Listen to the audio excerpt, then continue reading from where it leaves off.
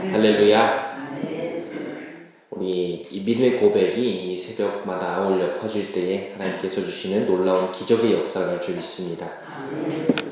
저는 월요일과 화요일 새벽 말씀을 나누면서 매주 감리교 홈페이지에 나오는 성서일과 본문 4개 중에 2개를 골라서 하고 있습니다. 물론 오늘부터 새벽 5개, 수요, 금요 해서 일주일 다 해서 한 10개의 설교를 하게 됐는데요. 저희 왜 기도해 주시고요. 제가 이전 교회에 있을 때에 거기는 굉장히 큰 교회였어갖고 설교 기회가 많이 없었습니다. 그런데 이 정도까지 설교 기회가 많을 거를 기대하진 않았는데 하나님께서 지치지 않도록 하나님께서 나눌 수 있는 그 귀한 말씀들을 잘 나눌 수 있도록 기도해 주시기 바랍니다. 네, 우리는 지난 화요일 시편 23편의 말씀을 나누었습니다. 시편 23편 늘 묵상하고 읽을 때마다 좋습니다. 우리를 푸른 풀밭으로 인도하시는 선한 목자 하나님을 만났습니다. 그 말씀이 주는 위로가 참 좋습니다. 많은 사람들이 그 시편을 사랑하는 이유가 있는 것이지요. 그런데 이번 주차 성서 일과에서 시편에 해당하는 오늘 말씀은 시편 31편의 말씀인데요. 비슷한 하나님이 인도하시고 보호하신다 라는 내용이 있지만 분위기가 조금 다릅니다. 23편의 목자와 양으로 비유한다면 31편은 실제적으로 사방이 적으로 둘러싸인 전쟁터 한복판에서 울려 퍼지는 노래입니다. 우리는 흔히 예수님과 동행한다고 하면 좋은 길, 편안한 길, 아무런 문제가 없는 상태를 떠올리곤 합니다. 그랬으면 좋겠습니다. 그리고 여러분도 그랬으면 좋겠습니다.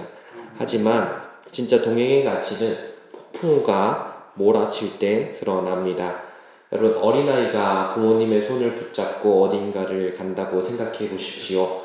이번에 어린이날 연휴 기간이 있어서 그렇게 여행 다니는 분들 많이 계신 것 같은데요. 평탄한 길을 갈 때는 아이가 부모님의 손을 잡고 있다는, 아니면 부모님과 함께 가고 있다는 사실조차 잊어버립니다. 자기 마음대로 막 뛰어다니지요. 그런데 갑자기 커다란 개가 나타나거나 갑자기 으슥한 골목을 가거나 아니면 부모님이 계신 것을 잊어버릴 정도로 좀 멀리 떨어지거나 그랬을 때 이제 아이들은 두려움을 느끼고 부모님을 찾게 됩니다.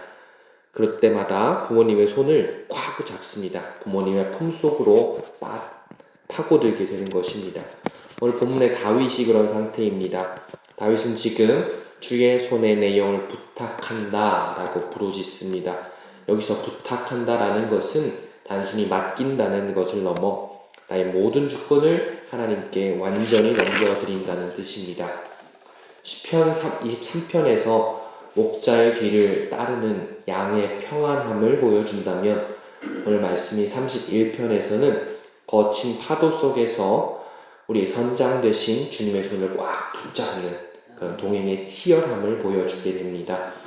과연 다윗은 고난의 한복판에서 그토록 간절히 주님의 손을 붙잡았던 이유가 무엇인지, 그리고 오늘 우리는 어떻게 주님의 손을 꽉 붙잡아야 하는지 그 동행의 원리를 함께 나누고자 합니다. 오늘 1절 말씀을 보면 내가 주께 피하오니 부끄럽게 하지 마시고 이렇게 간구합니다. 주님과 동행하는 삶의 첫 번째 특징은 피난처를 옮기는 것입니다. 우리는 문제가 생기면 사람을 찾아가거나 내가 가진 것이 무엇인지, 내가 이전의 경험으로 어떻게 했는지 그렇게 생각하며 뭔가 계획을 하곤 합니다. 그렇게 피난처를 우리가 마련하려고 하는 것이지요. 하지만 다윗은 하나님을 향해 나의 견고한 바위와 구원하는 산성이 되어 주십시오 라고 외칩니다.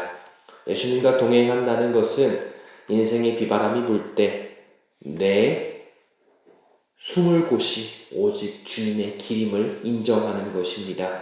내가 주님 안에 있을 때, 주님과 동행할 때, 주님 안에 숨어 있을 때에 세상은 우리를 비웃을지 모르나 주님은 결코 우리를 부끄럽게 내버려 두지 않으시고 가장 안전한 곳에 우리를 두시고 보호하십니다. 또한 오늘 본문 5절에는 우리의 익숙한 고백, 내가 나의 영을 주의 손에 부탁하니이다 라고 고백합니다. 이 말씀은 예수님께서 십자가 위에서 마지막 숨을 거두시며 한 말씀이기도 합니다. 여기서 부탁한다 라는 말은 히브리어로 아프키드인데요. 이것은 보물을 신뢰할 만한 사람에게 잠깐 맡기는 것이 아니라 완전한 소유권의 이전, 완전히 넘겨주는, 부탁하는 그런 것을 의미합니다. 예수님과 동행하는 삶의 정점이 여기 있다고 생각합니다. 주님, 여기까지는 제가 알아서 할 테이니 여기서부터는 도와주세요. 이것이 아니라 그 위기의 순간에 내가 할 수 있는 것을 다 내려놓고 주님께 내어드리는 것입니다. 오늘같이 찬송한 보혈 찬송들처럼 주님의 십자가 보혈로 인해 나를 구원하소서, 이것은 하나님 이 정도는 내가 할 수 있습니다. 그러나 내가 구원받는 것은 하나님께 맡겨드립니다. 이것이 아니라 내 모든 인생을 주께 맡길 때에 우리가 그 구원의 역사를 이루고 이 땅에서 주님과 동행할 수 있을 줄 믿습니다. 다윗은 용사였습니다. 블레셋과 싸워 이겼고 실제로 많은 전쟁에서 승리한 영웅, 전쟁 영웅이었습니다. 그런데 이런 위기의 순간에 자신의 손으로 칼을 잡고 문제를 해결하는 것이 아니라 주님의 손에 자신의 영혼을 올려드렸습니다. 이것이 진짜 동행입니다. 내가 쥐고 있는 힘을 놓을 때에 다윗은 자신이 들고 있었던 그 칼에 힘을 준 것을 내려놓고 주님의 강한 손을 의지했습니다. 그때 진정한 주님의 능력을 경험할 수 있는 것입니다. 그리고 우리는 15절과 16절을 보았습니다. 15절에서 다윗은 기막힌 고백을 합니다. 나의 앞날이 주의 손에 있사오니. 여기서 앞날은 원어로 이토트라고 하는데요. 이것은 복수형으로 나의, 이토트가 시간들, 나의 시간들이란 말입니다. 이것은 내가 잘 나갈 때, 편안할 때, 좋을 때 시간들 뿐만 아니라 답답하고 또 병들어 누워있는 시간들, 어려움에 있는 상황들, 배신당해 울고 있는 시간, 아무리 기도해도 응답이 없을 것 같았던 모든 시간들이 다 하나님의 손 아래 있다는 것입니다. 시편 23편은 불안할 때도 하나님께서 보호하신다는 것이었습니다. 우리는 목자의 사망의 음침한 골짜기로 주의 지팡이와 막대기의 인도하심을 따라야 된다고 했습니다. 근데 오늘 31편은 한 걸음 더 나아갑니다. 내 인생 자체가 주님의 것입니다. 내 인생에 어려울 때나 좋을 때나 다 주님을 따라갑니다 라고 도전합니다. 우리는 늘 조급합니다. 지난 금요은혜 밤에 많은 원리들을 담임 목사님께서 나눠주셨는데요. 조급할 때에 성령님을 따르기 힘듭니다. 조급할 때에 하나님이 인도하실 때에 왜 지금입니까? 혹은 왜 빠르냐는 거죠. 그리고 왜 이렇게 늦어집니까? 라고 묻습니다.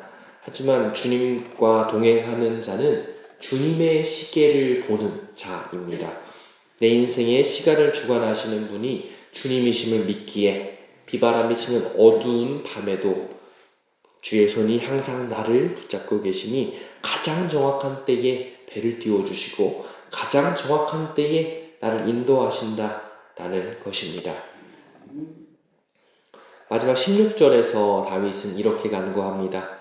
주의 얼굴은 주의 종에게 비추시고 주의 사랑하심으로 나를 구원하소서. 성경에서 하나님의 얼굴은 임재와 안정을 상징합니다. 예수님과 동행하는 자가 받는 가장 큰 보상은 환경의 변화가 아니라 나를 바라보시는 주님과 따뜻한 눈맞춤을 하는 것입니다.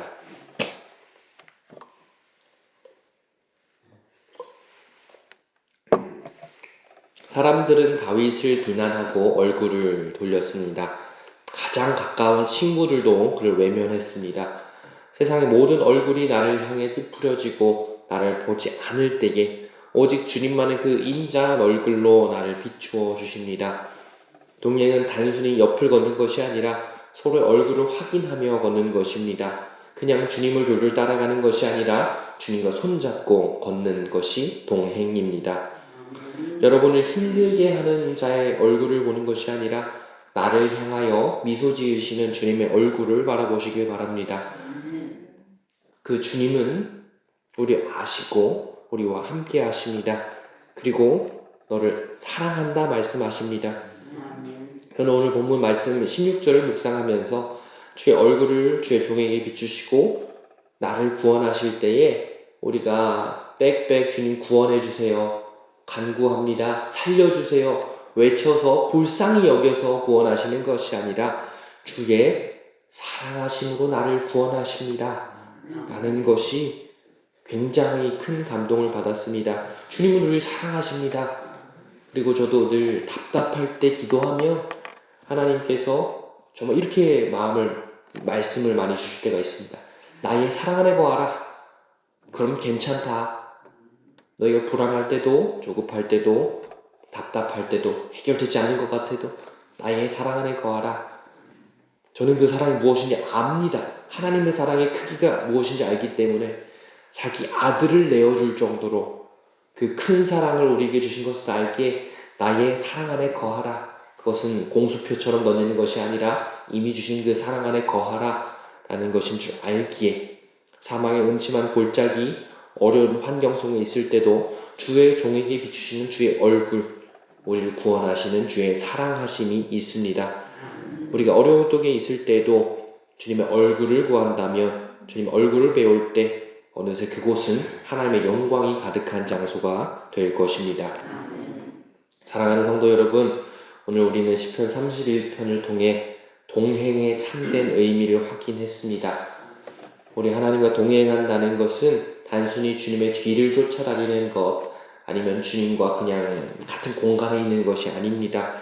나의 전 존재를, 나의 억울함을, 그리고 내가 도저히 조절할 수 없는 나의 시간 전체를 주님의 강한 손 위에 올려드리는 것입니다.